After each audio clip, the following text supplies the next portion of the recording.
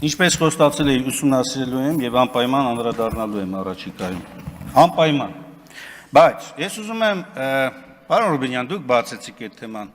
Դիանա Գասպարյան, չէ՞, Վաղարշապատի համայնքի ղեկավարը, ինչ որ չեմ հիշում, կաշառակերության համար իրան բերման ենթարկեն,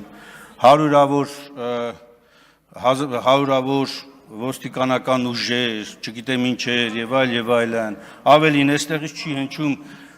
կա ոչ թե կաշառակեր սրիկա արտահայտությունը, լավ կաշառակեր բառը անգամ, այդ անձի հասեին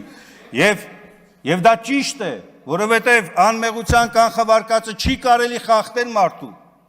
այն ինչ որ դուք ամեն օր այստեղից անում եք, ինչ վերաբերում է օրինական ուժի մեջ մտած դատական ակտերի, միջև եվրոպական դատարանի կողմից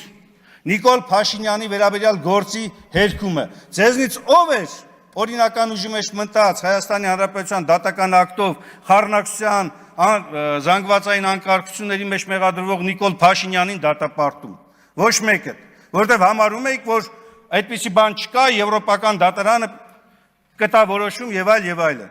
Ես անգամ դա եմ անցնում։ Օրինական ուժի մեջ մտած դատական ակտի մասին եմ ասում։ Լավ, վերջերս կոռուպցիայի կանխարգելման հանձնաժողովը գնահատական տվեց, որը չի վիճարկվել Նիկոլ Փաշինյանի կողմից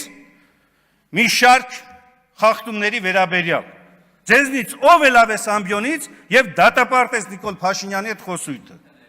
Հակառակը, դուք այստեղից շարունակում եք падգամավորին ոչ վայել, բառապաշար օգտագործել։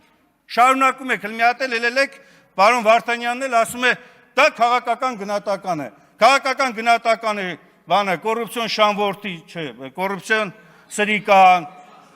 շանվորտին է, լավ, կոռուպցիոն շանվորտին է, եւ այլն, բայց լսեք, մենք գտնվում ենք, եւ եթե դուք որպես իշխանություն համարում եք, որ իրավական պետություն եք ուզում կառուցել, այս հիմնարար իրավունքը հարգեք, դա ձեզ է պետք։